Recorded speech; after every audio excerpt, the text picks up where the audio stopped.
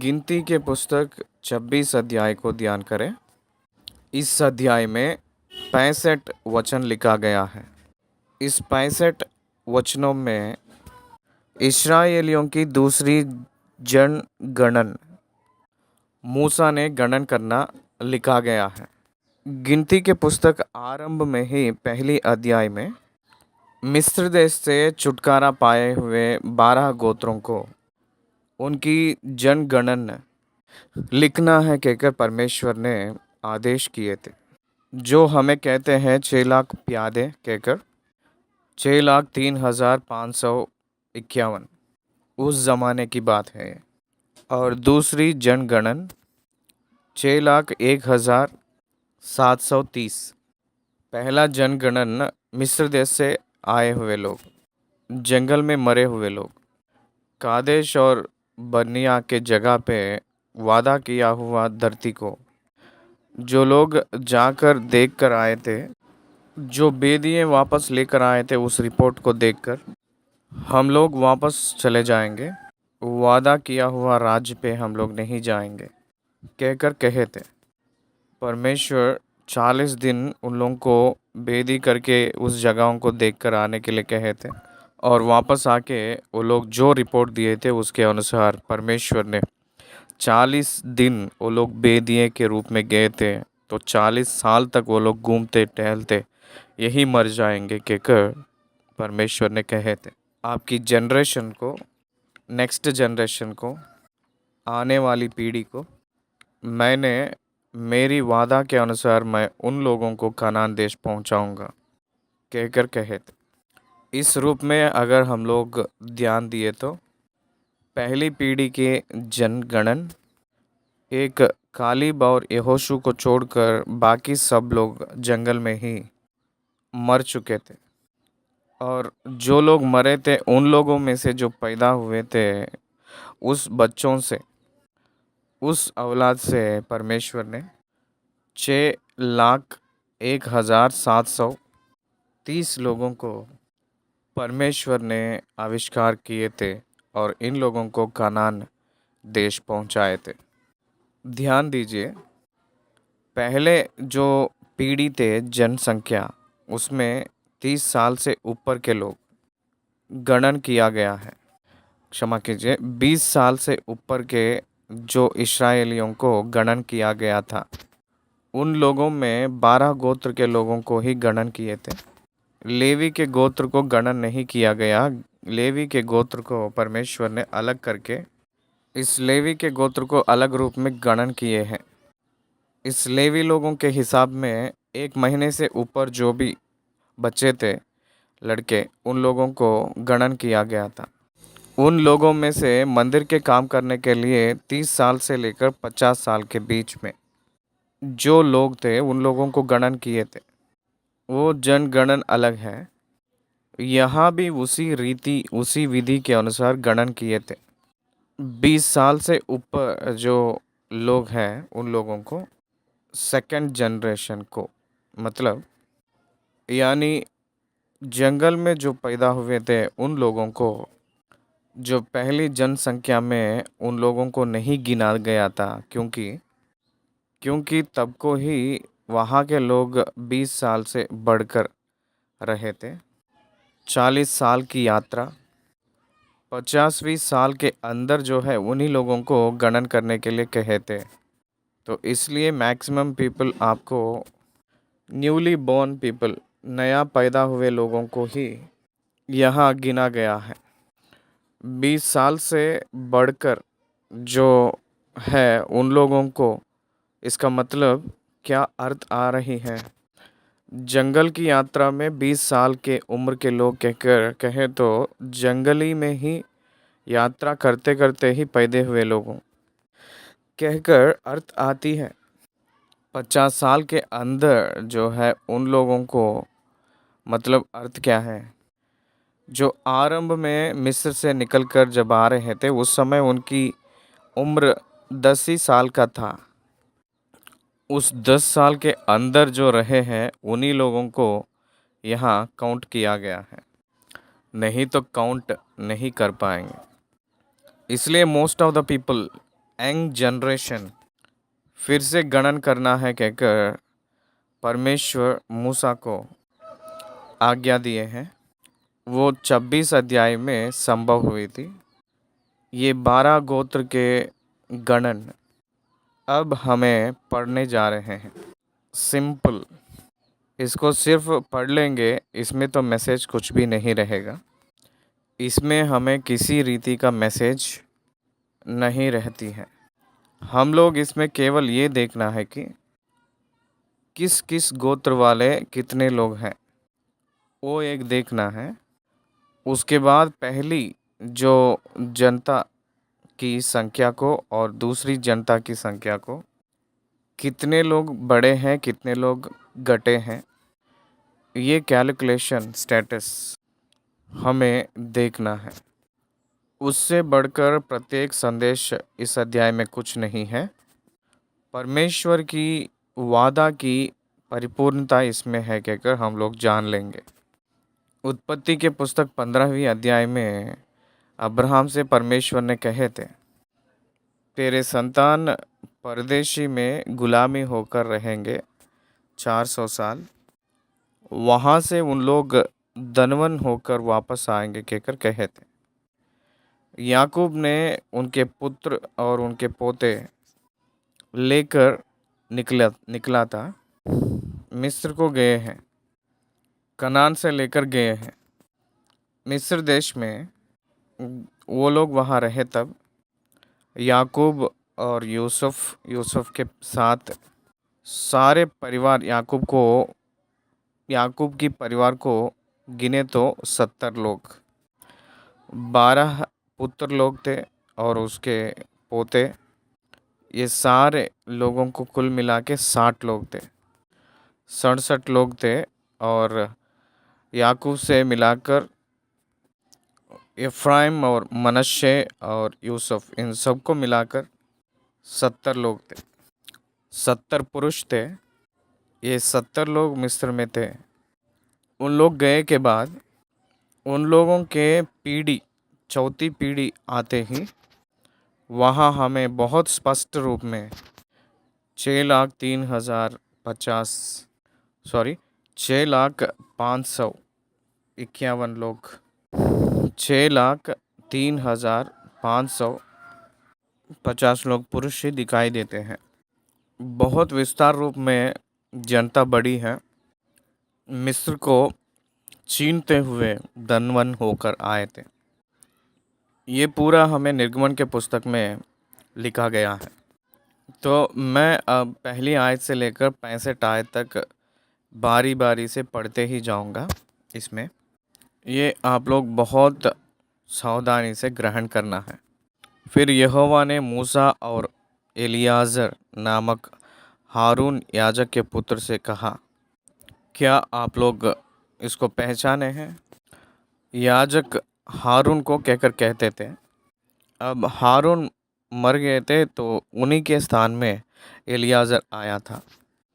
इसलिए मूसा और एलियाजर नामक हारून याजक के पुत्र से कहा। हारून याजक के पुत्र एलियाजर को परमेश्वर ने कह रहे थे। मूसा तो कॉमन है, आप जानते ही हैं। आप ध्यान दीजिए, it is a joint venture.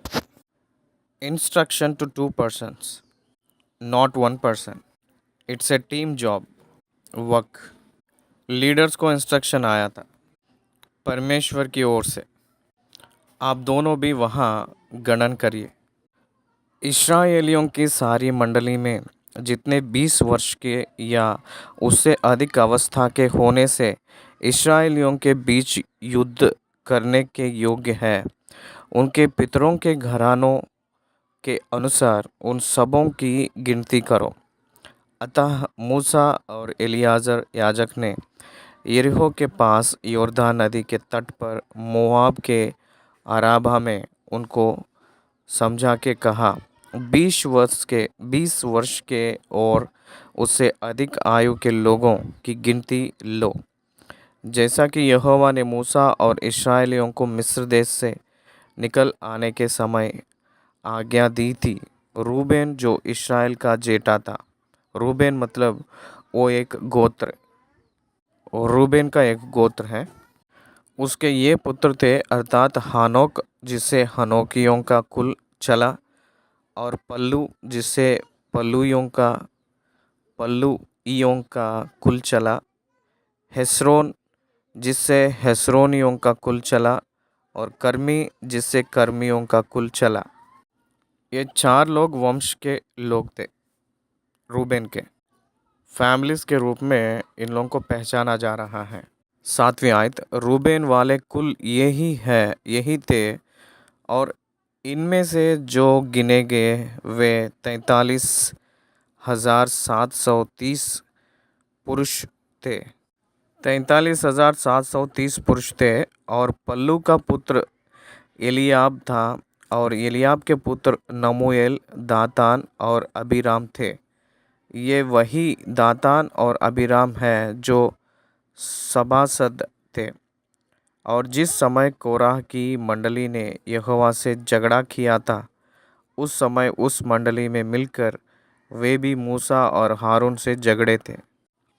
ये लोग धरती के अंदर चले गए थे जब झगड़ा हुआ था। ये लोग रूबेन के फैमिली के संबंधित लोग थे। ध्यान दीजिए, हम लोग ध्यान किए थे पिछले अध्यायों में कोराह, अबीराम और दातान, ये सब लोग जो ग्रुप ऑफ पीपल यहोवा के विरुद्ध में, मूसा के विरुद्ध में रहे हुए लोग थे। इन लोगों को परमेश्वर ने मार डाला था। पृथ्वी मुंह खोलकर कोरा समेत इनको भी निगल लिया था। 10 आयत, और जब उन 250 मनुष्यों के आग में भस्म हो जाने से वह मंडली मिट गई, उसी समय पृथ्वी में मुंह खोलकर कोराह समेत इनको भी निगल लिया, और वे एक दृष्टांत ठहरे। 11 आयत, परंतु कोराह के पुत्र नहीं मरे थे। यहाँ ये समाचार दिए हैं भजन संहिता के ग्रंथ में। कोराह के पुत्र लिखे हुए भजन संहिता कहकर हम लोग देखते हैं ना, भजन संहिता में कौन है वो कोराह के पुत्र कहकर पूछे तो देखिए ये कोराह के पुत्र ही हैं। उन लोग यहाँ नहीं मरे थे। They were not identified with their fathers. यहाँ एक संदेश है, वो ये है कि पिता गलत कर रहा है कहकर पुत्र लोग गलत नहीं करेंगे। They can go away from the evil. उन लोग बुराई से दूर होकर जाना है। उसके बाद सिमोन, 12 आयत से, सिमोन के पुत्र जिनसे उनके कुल निकले वे ये थे अर्थात नमूएल जिससे नमूएलियों का कुल चला, यामीन जिससे यामीनियों का कुल चला, और याकीन जिससे याकीनियों का कुल चला, और ज़ेराह जिससे ज़ेराहियों का कुल चला, और साउल जिससे साउलियों का कुल चला। शिमोन वाले कुल यही थे। इनमें से 22,200 पुरुष गिने जाए। इन लोग 22,200 पुरुष थे। रूबेनी लोग 43,730 पुरुष थे। शिमोन वाले जो लोग हैं उसके बाद जो वंश ये है कि नेक्स्ट गाद आया था। गाद के पुत्र जिनसे उनके कुल निकले वे ये थे। शिमोन के बाद 15वीं वचन से गाद के बारे में बताया गया है। गाद के पुत्र में कौन है देखेंगे, अर्थात सपोन जिससे सपोनियों का कुल चला, और हग्गी जिससे हग्गियों का कुल चला, और सूनी जिससे सूनियों का कुल चला, और उजनी जिससे उजानियों का कुल चला, और एरी जिससे एरियों का कुल चला, और अरोद जिससे अरोदियों का कुल चला, और अरेली जिससे अरेलियों का कुल चला। गाद के वंश के कुल यही थे। इनमें से 40,500 पुरुष गिने गए। ये सब कुल मिला के 40,500 पुरुष गिने गए थे। रूबेन के बाद शिमोन, शिमोन के बाद गाद के बाद यहूदा। लेवी नहीं आएगा क्योंकि इस 12 गोत्रों में लेवी नहीं आएगा, क्योंकि सबसे पहले कौन आ रहा है, लीवा के पुत्रों को फर्स्ट उसी क्रम में लिखते हुए आ रहा है। याकूब और लिया से जो जन्म में थे उस पुत्रों को क्रम रूप में लिखते हुए आ रहा है। लिया के बाद हम लोग देखते हैं, लेकिन लिया के बच्चों में से अब यहूदा आया है। यहूदा के एर और ओनान नामक पुत्र तो हुए। ये दोनों उत्पत्ति के 30 अध्याय में तामार को विवाह कर लिए थे। उत्पत्ति के 38 अध्याय में दिखाई देता है। उन दोनों मर गए थे। उन दोनों के बाद शेला कहकर शेलियों निकले थे। उस शेलियों के बाद पेरेस लोग निकले थे। पेरेस लोग मतलब तामार जो वेश्या के रूप में नाटक करके उसके ससुर के साथ गर्भवती होकर जो पैदा हुआ था, उस पैदा हुआ पहला संतान पेरेस था। इसलिए पेरेसियों भी यहूदा के कुल में गणन किया गए हुए लोग थे। अगर आप लोग ध्यान किए तो पेरेसियों के कुल में से ही यीशु मसीह की वंशावली, दाऊद उन्हीं में से आएगा। यहूदा के गोत्र में से पेरेस से ही आएंगे। यहूदा के पहले पत्नी से जो निकल कर आए थे वो 3 लोग थे। उन 3 में से एक एर था और दूसरा ओनान था और तीसरा शेला था। एर और ओनान बुरे लोग थे, परमेश्वर उन दोनों को मार डाले थे। शेला का वंश अलग है, वो ब्याह करके वो बच्चों को पैदा किया था। तो शेला को तामार को देकर शादी करना बहुत देर हो गया था, इसलिए ससुर के साथ पेरेस को जन्म दी थी तामार ने। उसके बाद वो फिर से उसको नहीं छुआ कहकर वचन कह रही है। ये पेरेसियों से ही किंग्स आए थे, डेविड और उसके वंश लोग आए थे। पेरेस जिससे पेरेसियों का कुल चला और ज़ेराह जिससे ज़ेराहियों का कुल चला। और पेरेस का पुत्र ये थे अर्थात हेस्रोन जिससे हेस्रोनियों का कुल चला और हामुल जिससे हामूलियों का कुल चला। यहूदियों के कुल यही थे। इनमें से 74,500 पुरुष गिने गए। बहुत बड़ा कुल था ये। इन्हीं लोग से राजा आया था। उसके बाद 23 वचन से इस्साकार आया है। गाद के बाद यहूदा, यहूदा के बाद इस्साकार के पुत्र जिनसे उनके कुल निकले वे ये थे अर्थात तोला जिससे तोलियों का कुल चला और पुव्वा जिससे पुवाइयों का कुल चला और यशूब जिससे यशूबियों का कुल चला और शिमरोन जिससे शिमरोनियों का कुल चला। इस्साकारियों के कुल यही थे। इनमें से 64,300 पुरुष गिने गए। ये 4 कुल लोग इस्साकारियों के कुल के लोग थे। ये लोग मेन क्लाइंट्स, ये सब लोग बहुत मुख्य के लोग थे। एक एक गोत्र में से इम्पोर्टेंट पीपल फैमिलीज़ के रूप में नियुक्त हुए थे। उस फैमिलीज़ ने फिर से बिल्ड होते हुए आए हैं। उन्हीं लोगों से विवाह करते हुए आए थे। ये सिस्टम हमें हिंदुइज़्म में भी दिखाई देती है। भारत देश में हम लोग हैं, इसलिए ब्राह्मण्स में हिंदुइज़्म में गोत्र के हिसाब से उन लोगों को गोत्र हैं। ब्राह्मण्स में मतलब ब्राह्मण्स एक सेट ऑफ पीपल हैं और उसमें भी गोत्र हैं।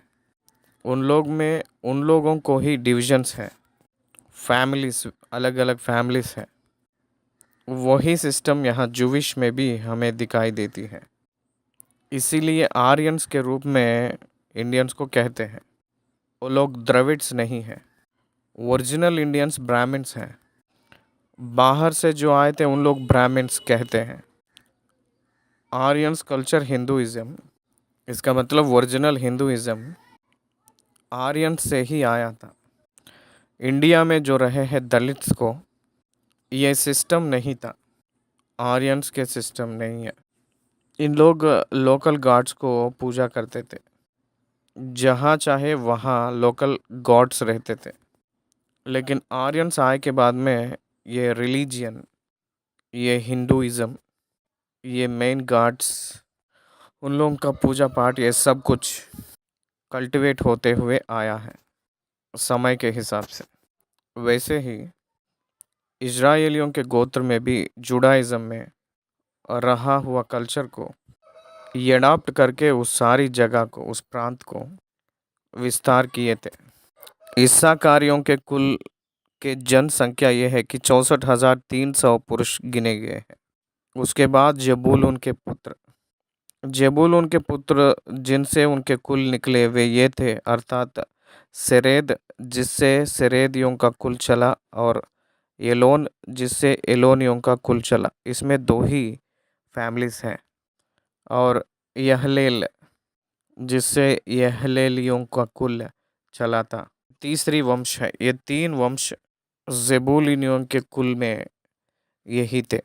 इनमें से 60,500 पुरुष गिने गए। उसके बाद यूसुफ के पास आते ही हम लोगों को मनश्शे और एफ्राइम दिखते हैं। मनश्शे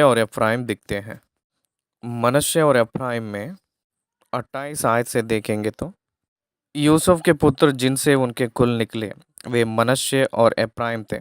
मनश्शे के पुत्र थे वे ये थे, अर्थात माकीर जिससे माकीरियों का कुल चला, और माकीर से गिलाद उत्पन्न हुआ, गिलाद से गिलादियों का कुल चला। गिलाद के पुत्र ये थे, अर्थात इयेजेर जिससे इयेजेरियों का कुल चला, और हेलेक जिससे हेलेकियों का कुल चला, और अश्रियल जिससे अश्रियलियों का कुल चला, शोखेम जिससे शोखेमियों का कुल चला, और शामीदा जिससे शामीदियों का कुल चला, और हेपेर जिससे हेपेरियों का कुल चला।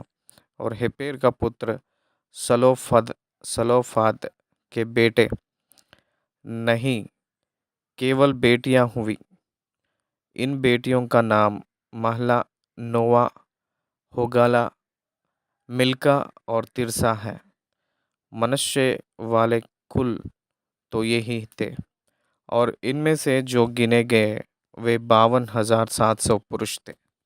ये शलोपेहद का जो बेटियां हैं ये मनश्शे के कुल के लोग हैं कहकर हम लोग पहचानना है। इन्हीं लोगों के बारे में उसके बाद 27 अध्याय में एक स्वास्थ्य के बारे में, ज़मीन के बारे में जो झगड़ा है उसको मूसा ने क्लियर करेगा। क्योंकि सलोपेहाद को बेटे नहीं थे, बेटियां ही उत्पन्न हुए थे सलोपाद को।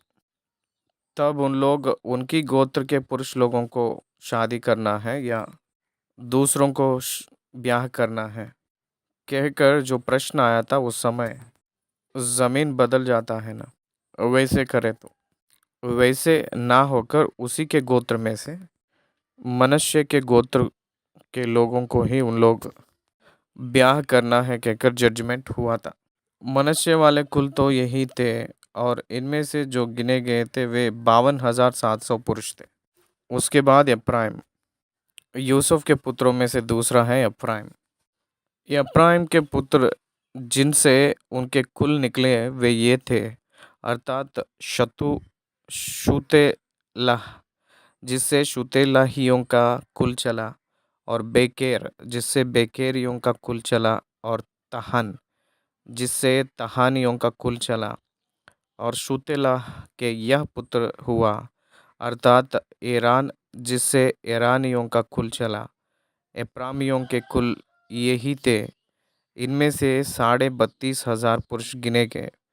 अपने कुलों के अनुसार यूसुफ के वंश के लोग यही थे।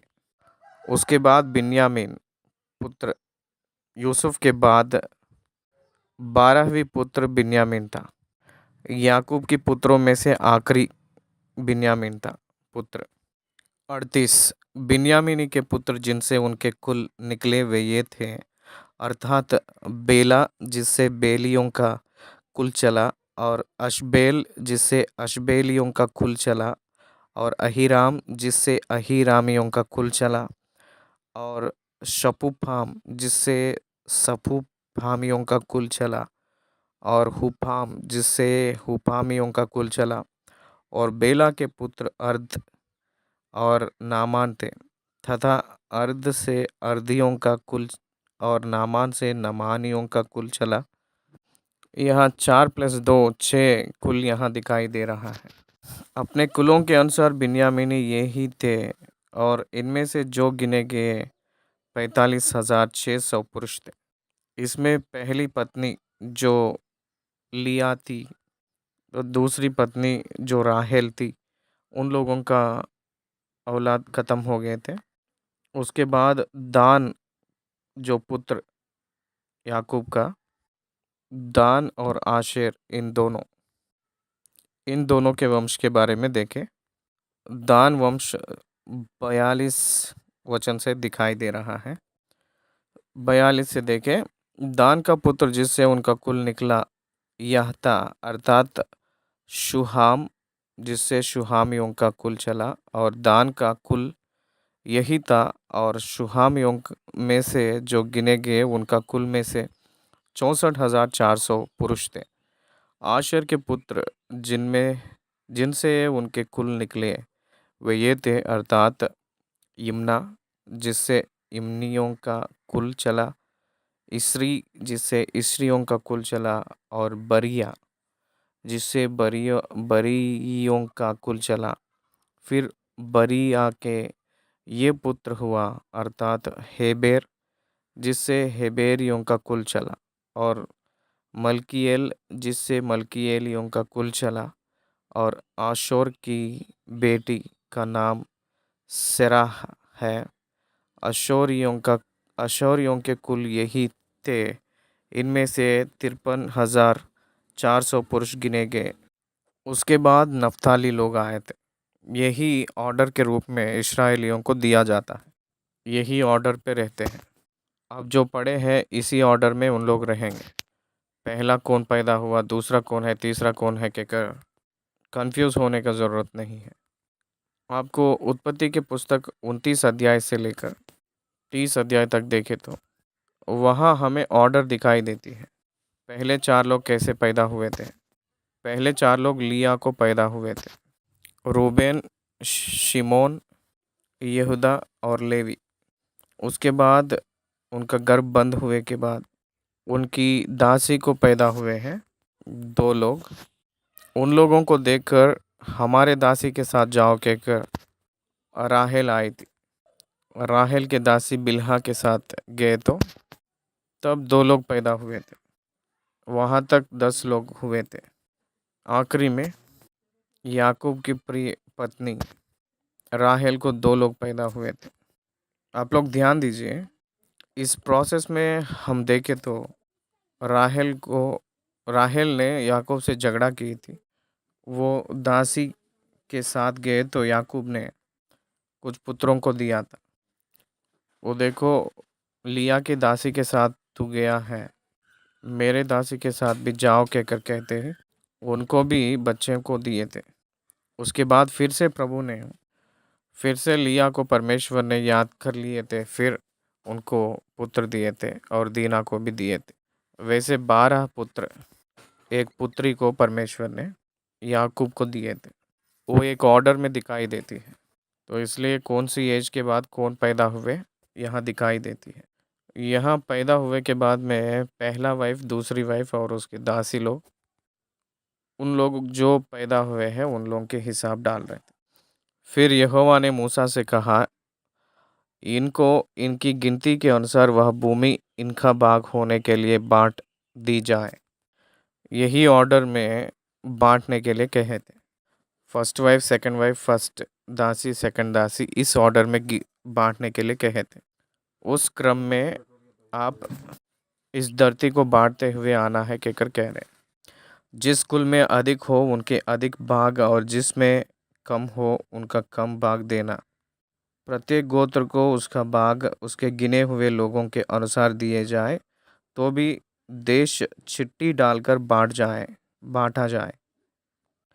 झगड़ा ना होने के लिए ध्यान देने के लिए कहे थे। झगड़ा ना होने के लिए ध्यान दिए थे, और जनता के हिसाब से कम जनता रहे तो भी ज़्यादा ज़मीन आए जैसा उन लोग दोबारा ना पूछे जैसा किया था। आप ध्यान दीजिए, देखिए 12 पुत्र हैं तो 12 भाग होना चाहिए, वैसे नहीं हुआ था। यहूदा को ज़्यादा संतान थे तो इसलिए ज़्यादा ज़मीन दिए थे। इसलिए यहाँ जनता के प्रतिशत दिए हैं, गोत्र के प्रतिशत नहीं दिया है। गोत्र में जितने प्रतिशत है उसी के हिसाब से ज़मीन को बांटे गए हैं। बड़े लोग हो या कम लोग हो, जिस हिसाब से चिट्ठी डालकर बांटे थे, हर एक व्यक्ति को ज़मीन मिला था। हर एक व्यक्ति को ज़मीन मिलना चाहिए। 57 आयत को देखेंगे। फिर लेवियों में से जो अपने कुलों के अनुसार गिने गए वे ये है, अर्थात गेर्शोनियों से निकला हुआ गेर्शोनियों का कुल, कहात से निकला हुआ कहातियों का कुल, और मरारी से निकला हुआ मरारियों का कुल। लेवियों के कुल ये है, अर्थात लिबनियों का, हेब्रोनियों का और महलियों का, मुशियों का और कोराहियों का कुल। और कहात से अमराम उत्पन्न हुआ और अमराम की पत्नी का नाम योकोबेद है। वह लेवी के वंश की थी, जो लेवी के वंश में मिस्र देश में उत्पन्न हुई थी। और वह अमराम से हारून और मूसा और उनकी बहन मरियम को भी जनी। पहली जनगणन में 22,000 लोग लेवी लोग आए थे, तो यहाँ 23,000 लोग आए हैं। यहाँ लेवी लोगों के वंश बड़ी थी। इजरायलियों के 12 गोत्रों की जनसंख्या कम हुई थी। 6,03,000 लोग 3,551 रहे तो 6,01,732 वहाँ कम हुए थे, यहाँ बड़े थे। लेवी को देखेंगे तो अधिक हुए थे। लेवियों को अलग रूप में गिनती किए हैं। 1 मंथ एबो के लोगों को गणन किए थे। 1 मंथ एज के लोगों को भी काउंट में लिए थे। उन लोग कितने हैं देखेंगे। देखिए यहाँ मूसा के माता पिता के नाम लिखे हैं 59 वचन में। अमराम की पत्नी का नाम योकोबेद है। वह लेवी के वंश की थी, जो लेवी के वंश में मिस्र देश में उत्पन्न हुई थी। और वह अमराम से हारून और मूसा और उनकी बहन मरियम को भी जनी। मूसा की माता मिस्र में पैदा हुई थी। और हारून से नादाब, अबीहू, एलियाजर और इर्तामार उत्पन्न हुए।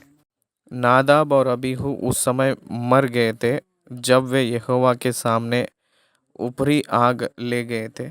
सब लेवियों में से जो गिने गए, अर्थात जितने पुरुष 1 महीने के या उससे अधिक आयु के थे, वे 23,000 थे। वे इस्राएलियों के बीच इसलिए नहीं गिने गए क्योंकि उनको देश का कोई भाग नहीं दिया गया।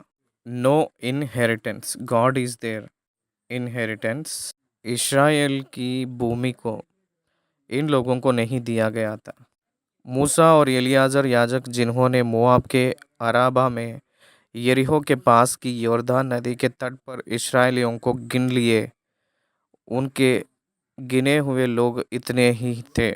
परंतु जिन इस्राएलियों को मूसा और हारून याजक ने सीनाई के जंगल में गिना था, उनमें से एक भी पुरुष इस समय के गिने हुओं में ना था, क्योंकि यहोवा ने उनके विषय कहा था, वे निश्चय जंगल में मर जाएंगे। इसलिए यहोन्ने का पुत्र खालेब और नून के पुत्र यहोशू को छोड़ उनमें से एक भी पुरुष नहीं बचा। किन लोग में से 6,03,551 लोग में जितने प्यादे थे, उन लोग मूसा के जरिया मिस्र से छुड़ाए हुए लोग, जो 20 उम्र के लोग, 20 साल की उम्र से भी बढ़कर लोग, उन लोगों में से एक भी नहीं था। सब लोग जंगल में ही प्राण छोड़ दिए थे। उन लोग में से एक भी नहीं था। इस अध्याय यहाँ ख़त्म किए हैं। धन्यवाद।